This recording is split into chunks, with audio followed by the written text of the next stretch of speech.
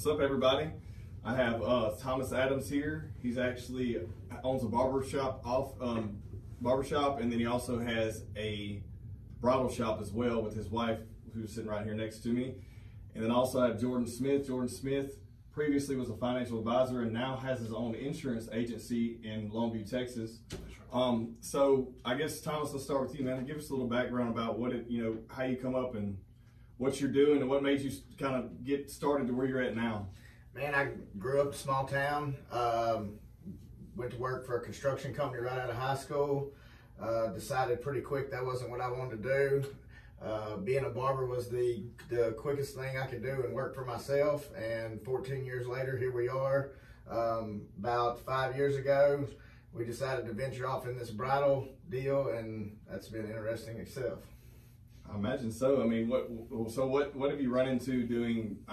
It's funny how you go from cutting men's hair all day long to getting into the bridal industry. How does that stuff cross up? I have to thoroughly work at it because men, they're when they walk in somewhere, they generally know what they want. They want a quick service. They want to go on about their business. A woman, for the most part, they want to be pampered. They don't want you to be honest most of the time. So it's two very different worlds, and I've just found that sometimes it's better for me to stay out of the customer service part at the bridal shop and stick to my barber shop. So you stay behind the scenes. That's right. I got you. What about you, Jordan? Yeah, man, I kind of started out in college. I always was interested in stocks and stuff like that. I always wanted to kind of learn, other than having a checking account at the bank, kind of actually how money worked. And graduated college and didn't know where I wanted to go, did a ton of interviews, and finally landed at Merrill Lynch. Actually, about a year after I graduated college. It took me about a year, and was doing some weights and tables in the meantime. If you don't know, Merrill Lynch is just a big national wealth management firm. Yeah. Wasn't there very long. I was kind of enrolled in this brand new training program they had at the time. It was a short stint there, short meeting. I think it was about 8 months, and then I went to another larger insurance company for a short period of time, knowing that's not really where I wanted to stay long term. And then I finally found my home at an independent wealth management firm, meaning basically this guy was not tied to any Edward Jones or Merrill Lynch. He had his own place, own shop, and I was there for about 3 years. It was a very, very critical part of my career. I think it really kind of helped catapult me in that 3 years to the next level where I needed to be.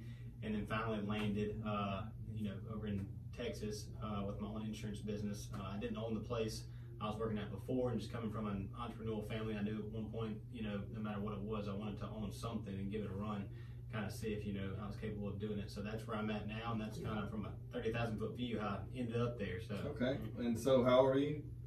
I almost said 29. I actually turned 30 in June, but I guess I wish I was 29 still. Yeah, same here. Yeah, I turned 30 back in June. Yeah. So you have your own business at 30, and you guys, how old are you now, Thomas? 34. Okay, and when did you guys start the bridal? Bridal shop, I was 29. We officially bought it in 2015. The barber shop, I started cutting hair in May of 2005. So I was 19. Exactly, and you started doing your own thing that early. So it's really interesting to see that I had two people here that are from completely different areas and completely different markets. They both have been successful early on in their life, and we still have, 40 or 50 more years of life left, hopefully. You know what I mean? So I think that's really cool. A lot of points I want to hit on. What we talk about weekly on the show is what it is that is our passion, the journey we've went through, and what we've overcome to move to where we are now. But also, have a little fun with it and discuss some topics that, could be interesting that people can relate to who are listening. So what I've thought about this week is I want to talk about insecurities. I think a lot of insecurities are running, make people make decisions, or they keep people from making decisions. Either one of you got any input on that? I mean, I just know, just like this thing, for instance, is a good one for mine. It may not be exactly what you're talking about, but public speaking for me is not very easily. Okay. So I try to do it as often as possible. I know I'm not good at it. Yeah. But whenever I have a chance to do it, it seems like whenever I very first started doing some of that, I would say a couple words, and then and that kind of worked out. That somewhat is getting better, but man, in business you're going to face all kind of insecurities. I mean, you know, dealing with personnel, dealing with, you know, money. You're going, you know, are you going to be able to make payroll this week? You know, things like that. Being a business owner is full of insecurities. I mean, I think that's probably what is somewhat mesmerizing about it, because it keeps you on your toes. Yeah. Well, I can relate, because I run a business with 2 partners, and we all run businesses here, and we know that how strenuous it can be at times whenever you don't know if you can cover your next month's overhead because you're trying to generate business but also pay a staff. That stuff really, you know, really hits home sometimes. Yeah, that juggle game's hard. Oh yeah. It's funny you said public speaking. I had that same fear. I took a class in college on it, and then that little short 3 years where I went to work for the independent guy, he forced me to do seminars, and it was, I felt like I was going to throw up every time I did it. Yeah. And actually, I finally got comfortable with it. You know, the more you do it, just like anything, you get comfortable with it. And I got comfortable with it, and I called down to Louisiana Bar Association one time. They had this big annual event they do for all the Louisiana attorneys to do like a continuing education. Right. And I was like, maybe I can get us in down there and speak on this topic, get some business, you know.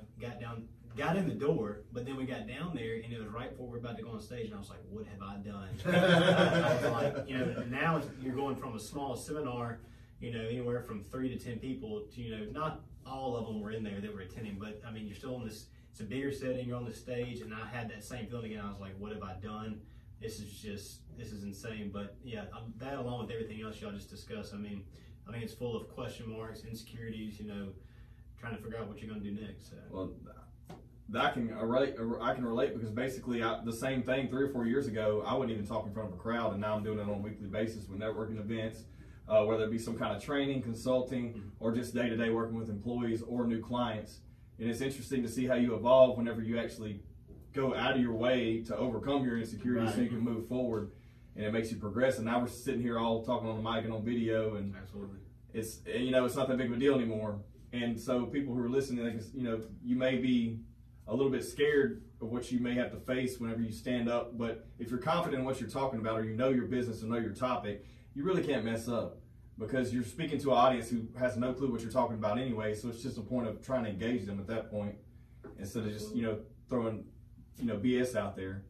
Now Thomas, tell me a little bit about how you come up. So Thomas and I have known each other for a really long time, but we were close when we were really young, and then we really didn't see each other that much, you know, maybe a few times a year over the course of 20 years. So there's a lot of stuff that I possibly have missed that I'd like to hear about. Man, you know, somewhat when I was younger, Army brat, we moved around a little bit, not to the extent that a lot of people did. I didn't move, you know, across the ocean or anything like that. But as far as, I had a pretty normal small town childhood, hunt, fish, you know, as far as, I don't know, when I turned 18, I was just one of those people. I wanted out of my parents' house as quickly as possible.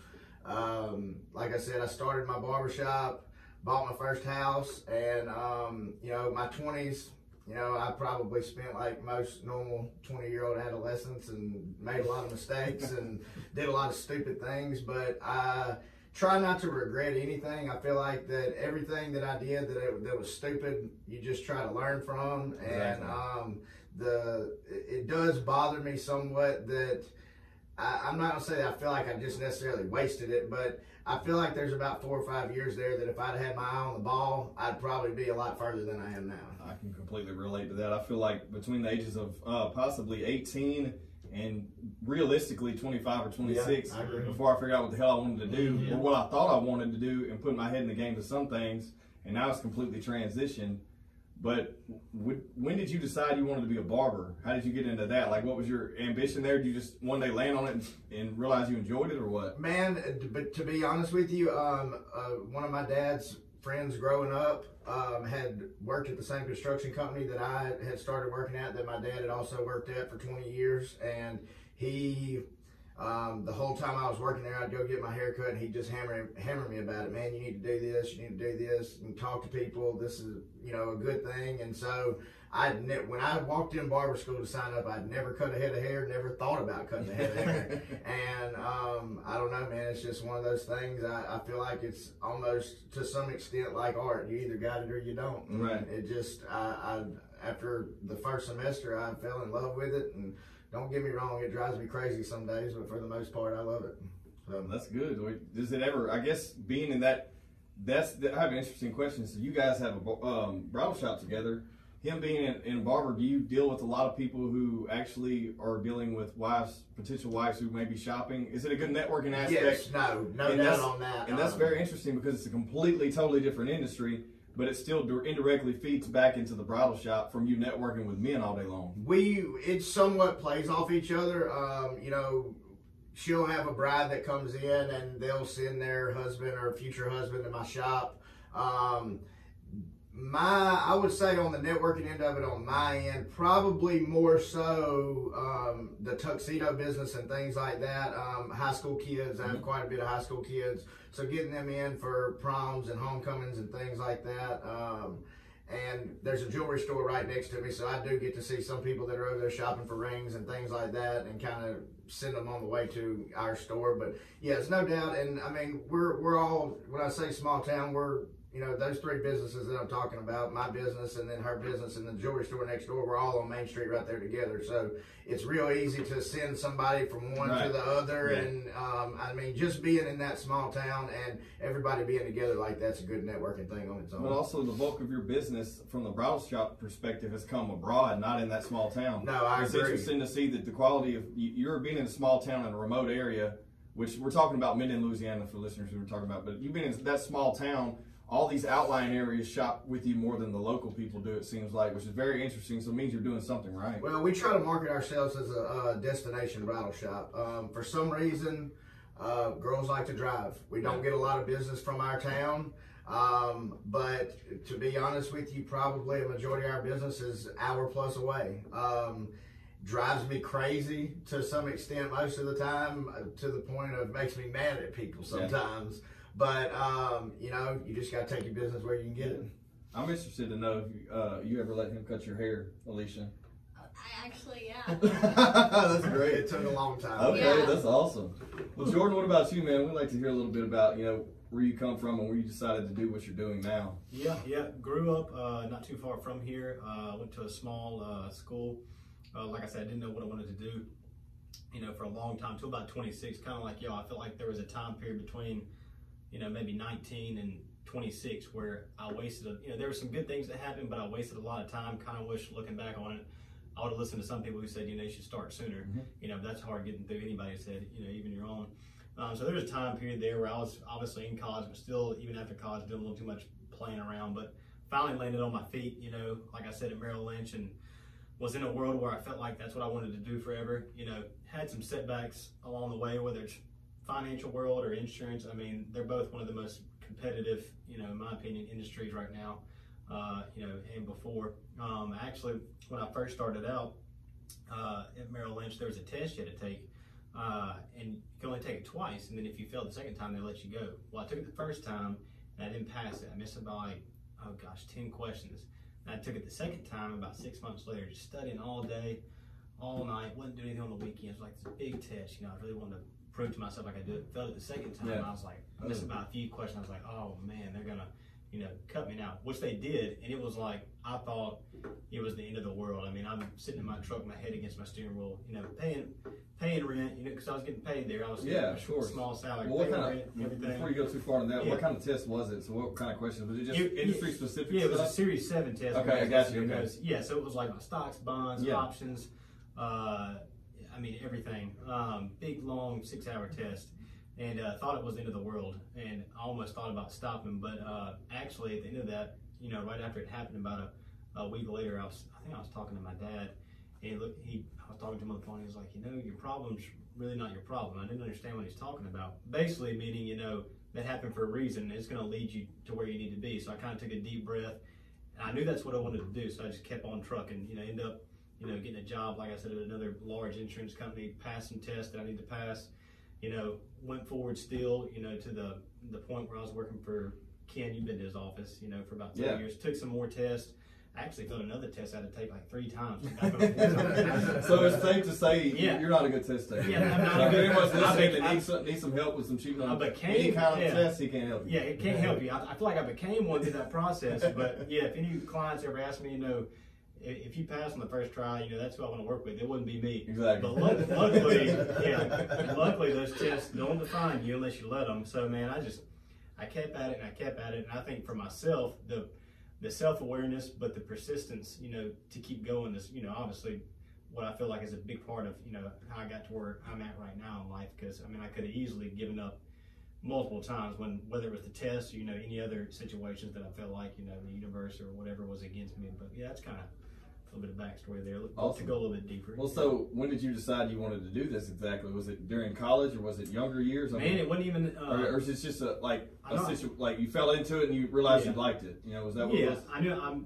I said earlier in college I was kind of interested in stocks and really business in general too, because my dad has owned businesses on and off my whole life. Some success, some failures, and got a lot of family members who are in business for themselves. But I think it's when I kind of landed that interview at Merrill Lynch. I didn't even know what they did, to be honest. Someone told me to go interview there. I was like, I don't even know what they did. Some corporate, deal, whatever. Yeah. And I worked at this small store in college, and I bumped into this guy one night at it was a hunting show that a church had put on, a raffle or something like that. And he was sitting at the table next to me, and he came up and was like, I think I recognize you. I was like, you look familiar too. And he actually worked at Merrill Lynch. He was like, we need to talk. So he gave me this card and actually was interviewing to work with him. That's how I ended up there. And then when I got there and started doing all the study and everything, I realized, man, this stuff's pretty interesting, So that's what made me continue. And I thought it was a cool job. I'd watch at that point, I'd start watching all these movies about, these stockbrokers and everything. Wolf of Wall Street. Watching Wolf of Wall Street. I actually went to watch it, didn't know exactly what was going to go on. But yeah, all these cool movies, all this money and parties and everything. And then come to find out it's actually a lot of hard work. Most people don't make it. If you look at the odds, and the majority of people in it are, these old gray-haired white men. Yeah. It's kind of weird. You got a lot of people in that age bracket, and then there's really not that many in the middle, and then there's a lot of younger people trying to get in it. But it's such hard work starting out because you're young and trying to convince people with money, hey, let me manage your money. Well, you're 27 years old. I'm 65 years old. Well, I'll let you don't know anything. So I learned very quickly it was not the life like in the movies. I'm sure some people have lived, worked maybe on Wall Street in New York and had some, similar, situations happen like the movies, but most of it's not like the movies. I found that out quick. A lot of hard work, and you got to be persistent. Well, there's a lot of people in your industry, especially that show up at networking events and are just trying to push product down people's throat 24/7 with no passion or energy behind it. What's your take on that? I think, and this is a bigger problem than that I can solve. Hopefully, it gets solved one day. But I think part of the problem is, I'm glad they didn't have this rule or law at first. But anybody, my little brother can go take an insurance or financial test. Exactly. Anyone can sell this. It's easy to get into, but it ain't easy to keep going. Exactly. That's right. Come to you and say, you're a business owner. Let me sell you an insurance or financial product or do some investing. If you weren't maybe the type of person you are, and we're like, well, what's your experience and stuff like that? He could technically do it. And so you got all these people, whether they got experience or not, but a lot of them who don't have much experience, and they go work for these companies, and especially if it's not like an independent world and more of a captive world, and now the company's pushing, sell this, sell that, we need this, we need that, we need you to go push this product. They're like forcing these people to go sell this stuff. Two, you got people out there selling things they don't know anything about. I've made the mistake before of selling something to somebody. I sold something to my own grandmother one time because I use it as a story to help me now that she shouldn't have bought. Now, it didn't hurt her, but it just wasn't the best thing for her, But that's kind of my take on that. So I think if somehow they could eliminate that, it would be, whether it's insurance or the financial part of it, it'd be more of the actual advising roles, than just this product pushing, Well, I see a lot of it in my industry. I work with numerous insurance companies, agencies, whatever it may be. And what I see, I always trying to find holes in the market as far as before I create strategy or anything to help them out. And I see it a lot as people don't have a relationship with their clients. Right. They're trying to sell a product, but you're selling a product for your well-being. Right. Whether it's to insure your vehicle, to insure your vehicle, right, to insure your home, your life, whatever it may be. But they're pushing it off for that P&L and trying to get that sale. and they don't give a damn about their clients. And right. I mean, that's why it's a sinking ship usually. But it's interesting to to get your take on that, because that industry is so spotty when it comes to stuff like that.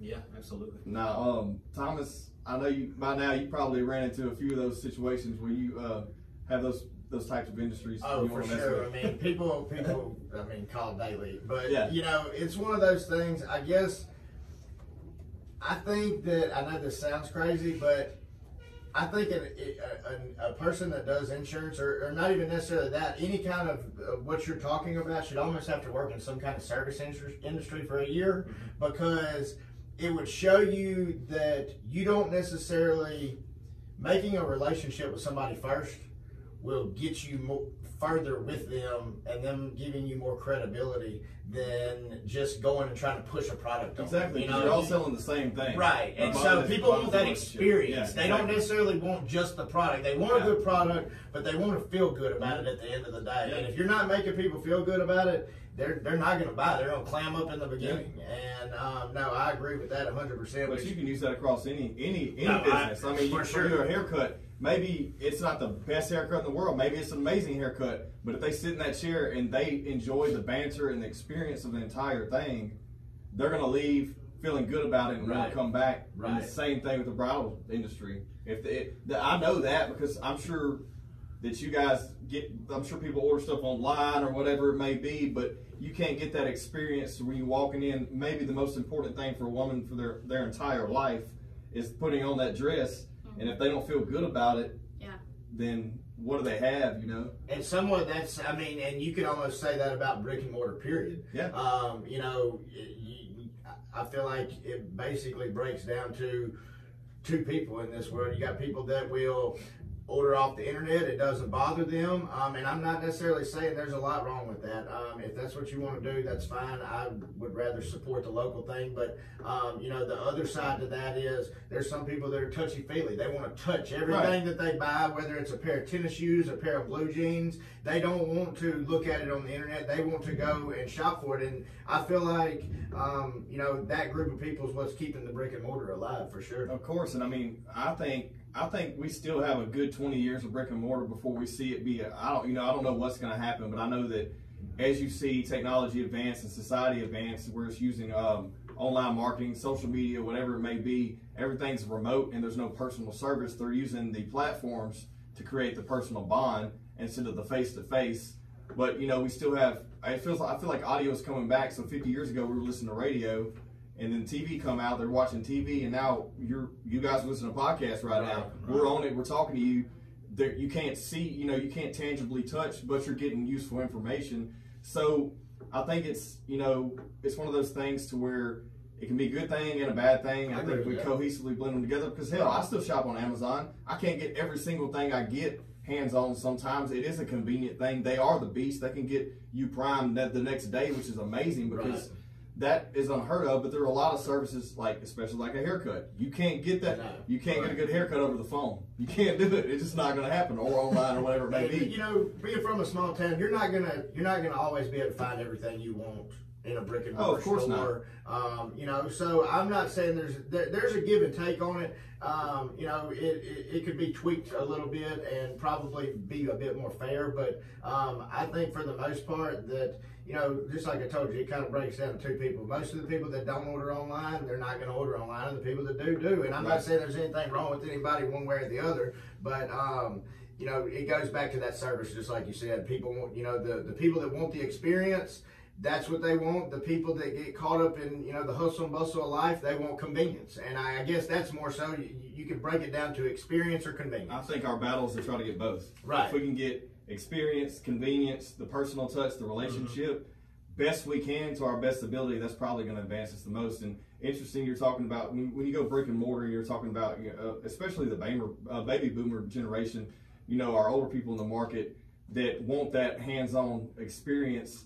I was thinking about this the other day. Our grandparents would kick our ass if they knew what we were posting on social media as a society. I agree. How we interact in a customer service environment these days. If you think about some of the things that you put out there, whether it's on your social media or just the way you do services from a a distance, it's insane how that works. Y'all have any feedback on that? I mean, it goes to the point of, I understand what you're saying, because I guess kind of what you're getting at is, you know, back then, you know, the customer was always right, and, you know, it's all about customer service. And I'm not saying that every industry is like that, but I mean, let's be real, we're, for the most part, I'm at the top end of the millennials. Millennials probably, their strong suit is not customer service. Right. You know, we grew up entitled, and if it's not convenient, then we get mad. And I mean, don't get me wrong, that's probably one of my daily battles. Is I'm a by nature very impatient person. Yeah. Well, the society's done that. It's done. At least you can admit that and try to work around it. But I have to work at not being impatient to people, and that's hard. And I agree with you. Our grandparents, I mean, when they walked in a store, it was, you know, greeting and hello. And I mean, I try to, for the most part, whether I'm in the drive-through or walk in, you know, the hardware store or whatever, I try to make sure I speak to everybody. And you know, that's making an effort, I guess. And you gotta look at Generation Z too. So they're kind of like the baby boomers. I mean, they grew up with internet. They grew up with phones. Yep. So now they're to the age where they want that human connection. Yep. Because they're so separated. They're so connected with the world, but at the same time they're so so separated. You see that on a daily basis in your market? Oh, yeah. Oh, absolutely. So that's interesting, I mean, because the worst thing that we've talked about this before. The worst thing you see is that someone putting something on, like acting like they're someone else. Yeah. You know, putting on that facade, that caricature. You know, and it's not resulting in anything but more. It's their insecurity. That's what it gets down to. I was having a conversation with a few people last night. I was going to wait to talk about this topic, but I'm going to do it right now. So I was having a conversation, and all of us as a whole, and if you disagree with me on this, you're a very rare person.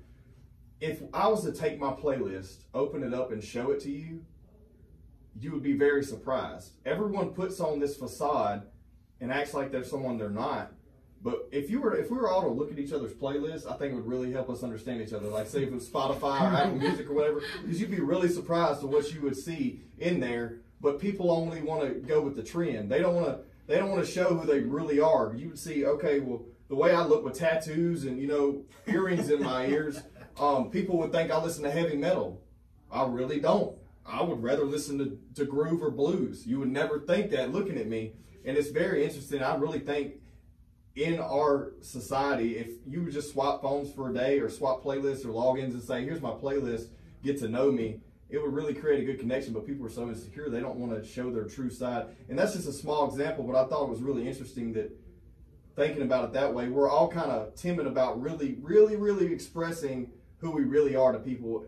But the thing is, we have the ability, and people are doing it on a daily basis. They're just not doing it as themselves. Well, you get, and I think some of that goes back to, there's so much social media, and everything is, you know, I know people hear this all the time, but everything is recorded. Yeah. So if you actually get out there and express yourself, it's not just to, you know, it's not just to these four people. You know, we're talking on a microphone right now, so there's no telling how many people's going to hear that. So if you say honestly what you truly mean, you're going to get judged. And they're scared. And people are scared of judgment. Right. But what that does as a whole is that it restricts your creativity and your being as a person. For sure. Being unique. Yes. So it does. So you're adhering to conform to society and create this facade publicly to express yourself. But you're not doing it to your own uniqueness. You're doing it to everyone that, you know, to satisfy everyone else. Mind you, these are all people you don't know. You don't know any of these people. So I think my input on it basically is if you're just unique and you do your thing, don't be scared, be passionate, get out there and be yourself. And whatever it may be, you know, it doesn't matter what industry, but I feel like everyone, if they would do that, they would prevail. It would be a lot better for everyone, you know. I agree, and I feel like that's almost harder. The individuality is almost harder in the business world too, because you're hustling your own living. It's not coming from somebody else. So anytime you meet somebody, that's a possible customer. Yeah. And so, you know, if that person's judging the way you look or the way you act or whatever, then that could affect your bottom line later on down the road. Of course. I mean, I think we were having that conversation the other day. Yeah. Because when we were at that networking event, yeah. I used to wear, not used to, a couple weeks ago.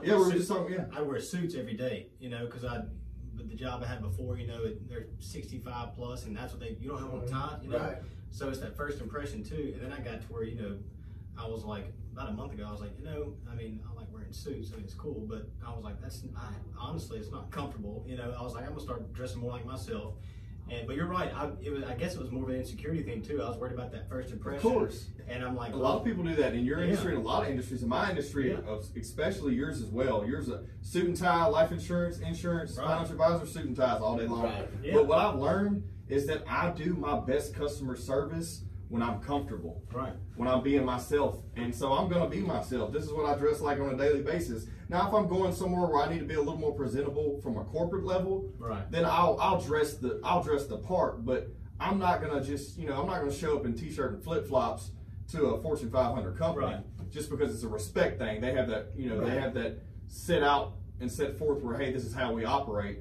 But I'm also not going to go meet an attorney wearing a suit and tie. I'm just not going to do it. I'm going to be myself. And I think a lot of us, we're dealing with, and it just goes back to insecurities. We deal with those things, and it keeps us from being who we are, and it restricts us. We think that, hey, this is going to make me better if I have this expensive ass car. And I drive it every day, and I pull up and I'm being flashy. And so we're spending all our money on all this stuff, and we're actually shooting ourselves in the foot instead of being conservative, and actually. Yeah. Well, if you're in the I guess the first impression part, I'm not going to say that I dress down, but I dress very comfortable every day. Right. I'm a blue jeans and a t-shirt person.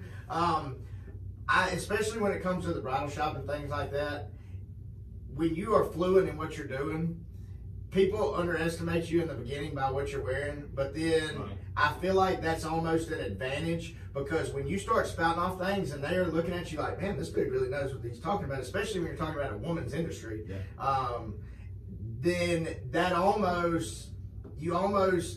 think they feel guilty for underestimating you in the beginning, and so it makes them respect you more after the fact. And I don't know, I kind of like getting that that rise out of people, and knowing that they're looking at me going, this dude don't know anything. And then when you start spouting off stuff and they figure out that you know your business, then that whole thing changes. And like I said, I think they almost feel more comfortable with you because they're like, this is just a normal, regular dude, but he does know what he's doing. Yeah, if you're an expert in your industry, it doesn't matter. Right. They feel comfortable talking to you, doing what you need to do, and you're an expert in your industry. You say, okay, well, hey, he knows what the hell he's talking about. Let's move on. Right. I just can't stress it enough. We do things that on a daily basis that keep us from moving forward because we're worried about our market. And if we would just be ourselves and put a little more momentum into it, I run into, like, if I go to bigger cities, say I'm in the Dallas-Fort Worth area and I get on an elevator and I'm in a nice hotel, because I like to go stay at nice places sometimes. I mean, I'm frugal when it comes to spending money, but every now and then if I'm going out of town for something, I want to stay somewhere nice. If I walk in wearing a t-shirt and jeans and there's someone in there who is not in the same realm as me, they look at me crazy. They look like I'm going to steal something. I've been in a sunglasses business in the same type of city, and I was shopping for sunglasses. I needed a new pair. I left mine, and we were traveling, so I wanted a new pair, a nicer pair, like Oakley or Ray-Ban. I don't remember what kind it was, but $200 or $300 pair of sunglasses. I'm in there looking for sunglasses. I just got done at the gym down the road, so I had gym clothes on, so tattoos hanging out, and I walk around looking for sunglasses, and I noticed a security guard walk in the room. They walk in the door. So I'm already profiled and stereotyped because I'm the dude in this very nice I'm the dude in the tattoos. On you up there watching. Exactly, man. I'm in there and I walk in, I'm looking for sunglasses. I'm just trying to shop, and I had this security guard hovering over me. And I get done and I check out. I noticed that. I got done and checked out, and as I started checking out, he left, and the cashier said, "Yeah, we have that happen a lot. We do have stuff stolen every now and then." She said, "But I can't believe he come in here and profiled you like that." And I was like, it happens every day. It is what it is, but I'm comfortable in my own skin, so I can be myself, and it doesn't even matter to me. And I think a lot of us face that, man. Like, a lot of us face things that we see, we don't want to be ourselves because we're so worried about another opinion of someone who we don't even know. Right. Which doesn't really matter at all.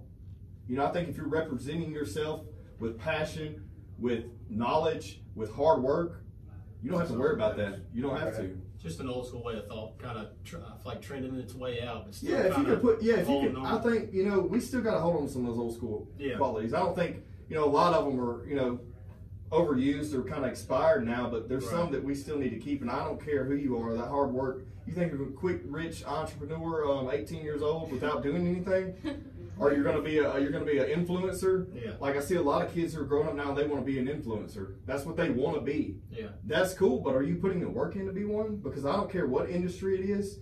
Those influencers who someone may be paying on Instagram to market their product, I guarantee you they hustled their ass off to get there. Exactly. No matter how they did it, if they were just in the DMs all day long, every day in the comments, or whatever. You can't be an influencer without any experience. Well, you can't be, or hard work. Or hard work, Yeah. and that's what I was supposed to say. The experience comes from hard work. Exactly. So I mean, you got to put in the work for people to, for you to expect people to listen to what you got to say. Yeah. But, and I don't even feel like age buys into it as much as what you're willing to do and the lengths you're willing to go to, you know, as far as working and putting yourself out there. And, you know, just like the whole subject line, getting past those insecurities, you know, that's, in my opinion, that goes back to the hard work. The person that's willing to put themselves out there, even though they're nervous, even though that's not what they like to do, that's where a lot of that comes from. You may be a 40-year-old in the industry you've been working in for 10 years and you hate what you're doing.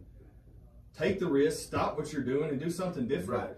And if you're that age in an industry where you've just been doing it to make good money, start putting money to the side, quit, take a risk, and go do what you want to do for passion. Because at the end of the day, we don't get to take any of this home with us when we die. No, you're right. It is I gone. buy into that 100%. I mean, my mom went back to college when she was 46 Exactly. years old. Look at so, that's kind of a a thing in my family. I mean, you're never too old to do anything. You're never too old to learn. You know, we are hard-headed, but, you know, you can always learn something. Yeah. It's a mental state of mind, and I feel like you got to be able to push yourself to mentally to a place not many people are willing to go. Unfortunately, I feel most people can't do that, but it's a lonely place. But you got to be able to go further, get those insecurities. I mean, you're gonna feel that. You're gonna feel uncomfortable. I mean, well, that's another thing for conformity or wanting acceptance, because they say, like, as a business owner or just someone who's passionate about what they're doing, or an entrepreneur in quotes, whatever you may be, sometimes that's the loneliest job to have, because you're in your head 24/7. Right. And if you get out of that mindset, you just got to be lonely. It is what it is. In that aspect, like, you're the only one that knows everything you're going through on a daily basis. You got to deal with it. You can't look to others who don't know you to deal with it, because they're not worried about you. And if you try to put all your insecurities out there, just looking for attention, You look weak and yeah, exactly. Not only that, it's okay to put them out there, but put them out there in action. Right. Don't put them out there in words. You know, don't say, oh, well, so and so, I can't believe I had such a bad day because of this. Well, shut up and do something about it. Do something about it. That's going to solve the insecurity versus just posting about it or just calling someone to complain because someone was mean to them that day. Just taking action, man. I think that we're missing that a lot. And, you know, I sit here and talk about this stuff on a weekly basis, whether it be insecurities, accountability, moving forward from marketing to any business. We all have the same common goal. We're trying to move forward. We're already at a point now where we're doing things, we're successful in the aspect of we know what we want to do. Right. I'm sure we all have end goals. What's your end goal, Thomas? To be honest with you, exit plan. Exit I plan. mean, retirement. Okay. I mean, dead serious. So you're working hard right now so you can cash it in. Exactly. How long do you think? I mean, in a perfect world, 55. 55?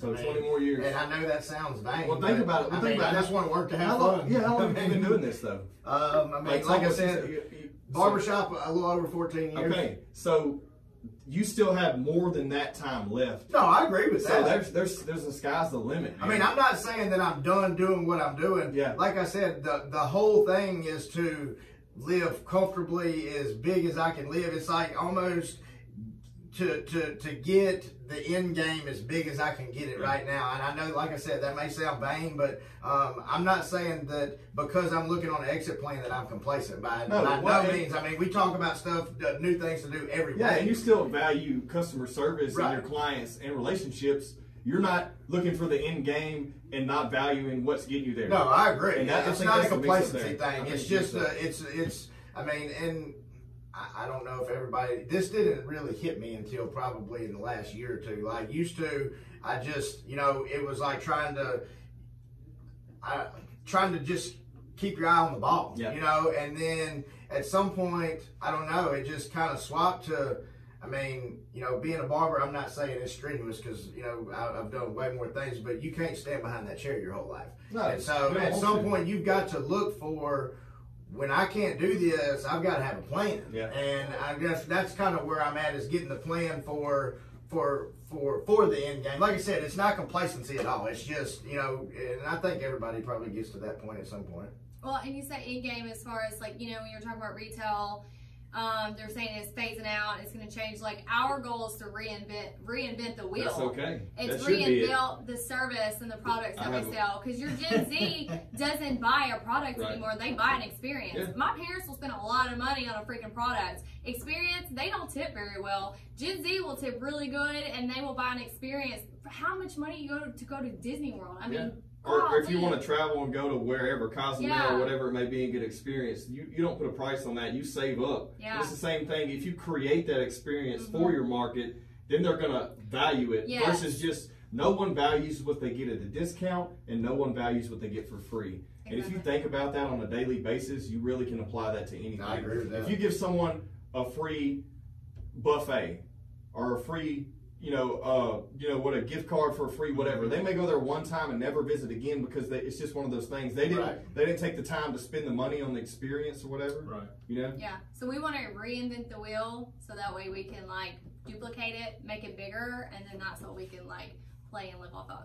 It's funny you say that. A lot of people, I feel like, especially in my industry, is such an older, been around a long time industry. We've always done it that way. We've always done it. Yeah. Oh, that's the. I hate when people tell me that. Yeah. Pick up that phone book and call. I was watching something today.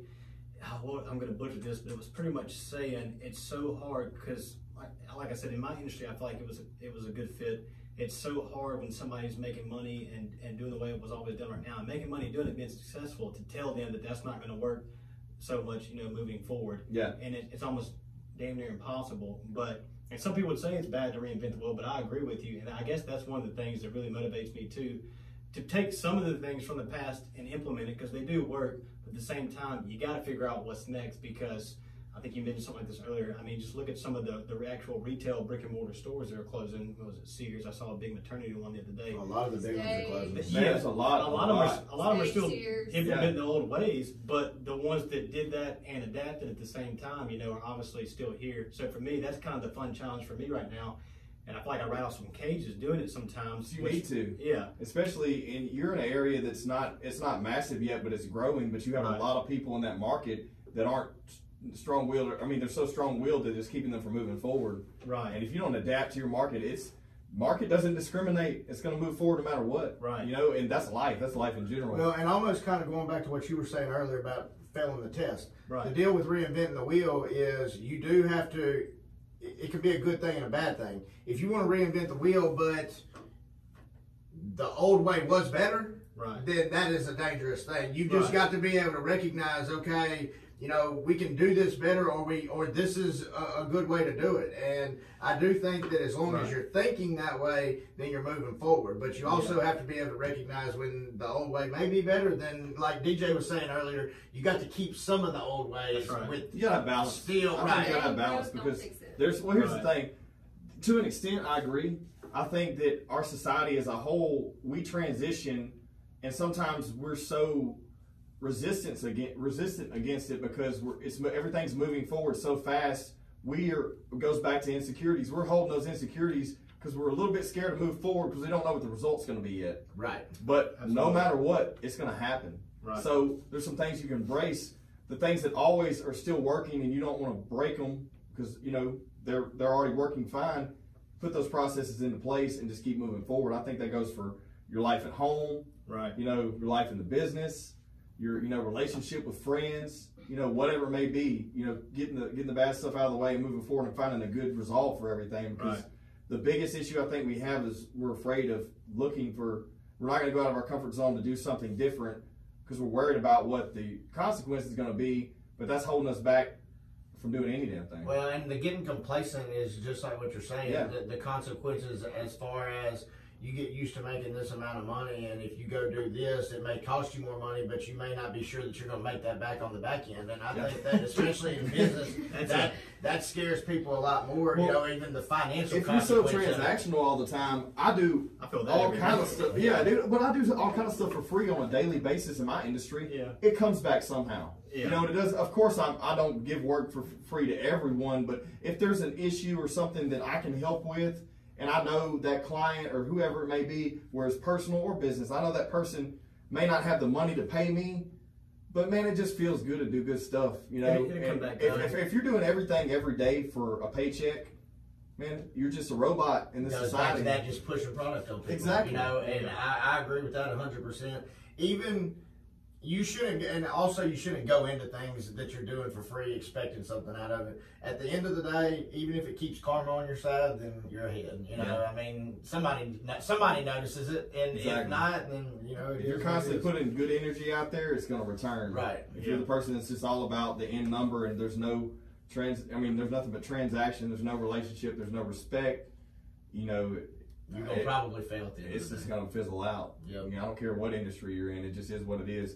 If you're, a trust fund baby and you get thrown into something, if you're not applying those processes, it will fizzle out at some point. You may run out of money at some point. You may have enough money to make it to your kids take it over, but it's going to fizzle out if you don't instill those values in your kids or, whatever it may be.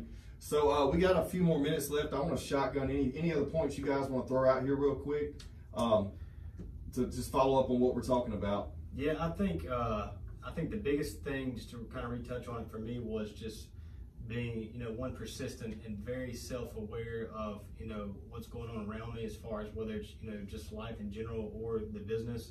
I feel like that's been a big part of it, being able to recognize, how someone feels, whether it's a client or not, or how I'm feeling, or, when I should take those chances and maybe roll that dice and try to maybe reinvent this wheel and maybe not, but also being able to recognize it's not working. So I think self-awareness, persistence, but self-awareness for me has been a big part of it. Well, I guess on my end of it, one, just like I said earlier, I can't stress enough, obviously kids are going to be adolescents and even when you're in your 20s, but try not to waste any time. You know, when you get to the point, and I tell youngins that work for me, and I'm not saying you got to move out whenever you're 18, but you need to be looking for you need to start adulting. Right. Well, you need to be looking for almost the like I was talking about the exit plan. You need to be looking for your entrance plan. Yeah. And getting out of your parents' house is the first entrance. Yeah. The second thing is don't be, just like we've been talking about with insecurities. Don't be scared to fail. I mean, if you don't fail, then life would just be mediocre all the time. You would have no satisfaction because you haven't. If everything is always going your way, then you're never going to appreciate something for what it is. So that one trip and fall may result in you rising above, whatever it may be. So look, guys, I got a few gifts for you to show my gratitude for you guys coming on. So Thomas and I didn't know Alicia was coming, but I got something you guys can share. So I know you guys really like wine.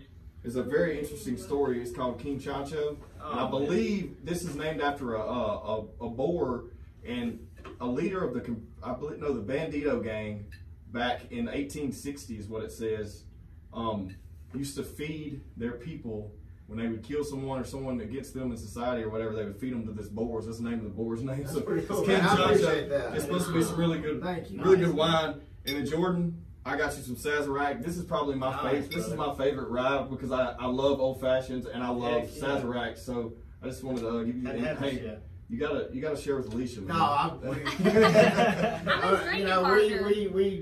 generally do most everything together. So, yeah. Well, awesome. Well, I appreciate everyone coming on, man. Thanks to the listeners and please subscribe to the podcast. You guys have a great day. Man, that went really quick. Yeah, I was kind of. Shit goes quick so.